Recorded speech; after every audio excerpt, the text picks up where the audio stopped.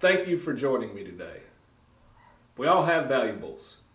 Some we keep in the jewelry box, some we keep at the bank, some we keep in our wallet, some we keep buried out back there and underneath the rose bush.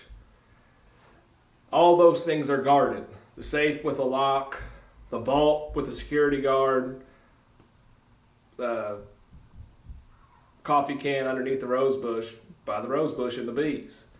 So, but what are you doing to keep your most precious cargo safe? And by most precious cargo, I'm talking about your kids. What are you doing to keep your kids safe while traveling? Safe Kids Worldwide did a study and found that almost 3 out of 4 car seats were installed incorrectly or were not being used. That's astounding. That is a large number.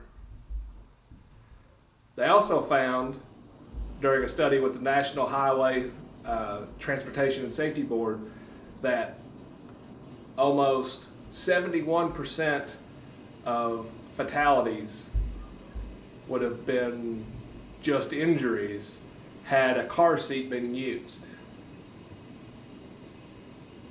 That's a crazy number. We have to do something to fix this. My name's Steve Hales. I'm an Oak Ridge firefighter. I have been for about 4 years now, and I've been a Safe Kids car seat installer for about 2.5. I went through a 24-hour course, which was 3 8-hour days, of how to properly install car seats. And I'm here to tell you that they're not easy. The person at Walmart or Target has no idea how to install a car seat or what the correct one is. So we're going to go over a brief synopsis of how to tell what car seat is correct and which one is not. First, we need to know, do they need to be in a car seat? If they're under 12 years old, they need to be in the back seat. 12 and under, back seat every single time. That's the only safe place to be for them. Now, depending on height and weight, which I'm not going to get into here, you have infant car seats, you have rear-facing car seats, you have convertible car seats, you have forward-facing car seats, you have forward-facing with harness car seats. There's booster seats, backless boosters, and forever car seats. So, of course, probably many of you don't know what all that is, and that's fine. Neither do the guys at Walmart that are trying to sell them to you. So the important thing to know is that there are people out there that do know. So the best thing that you can do is to contact Safe Kids and find out where one of the free install workshops are. Oak Ridge Fire Department does them all the time, and lots of other fire departments, Clinton, Knoxville, and some local police departments also do them per request. When you get a car seat, you got to look at it.